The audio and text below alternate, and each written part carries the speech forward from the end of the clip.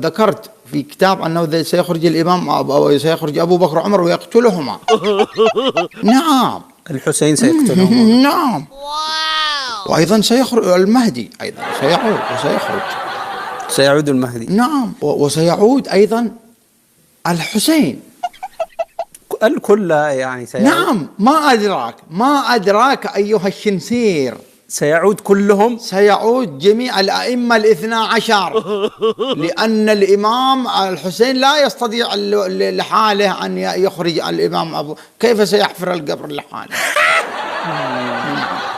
الأدلة على هذا الشيء من أين تأتي؟ أدلة في الكتب، وفي حتى في كتبكم، وفي كل شيء. اذكر دليل واحد.